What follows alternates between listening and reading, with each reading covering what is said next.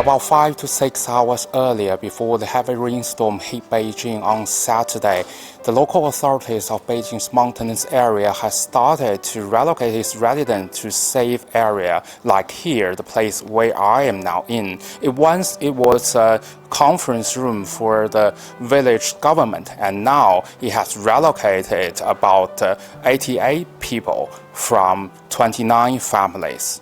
然后我就跟我爷爷奶奶过来了。村里通知了是吗？对，那个村里打电话的。害怕吗？这次？不害怕，这儿有安全感。要是我自己就有点害怕了。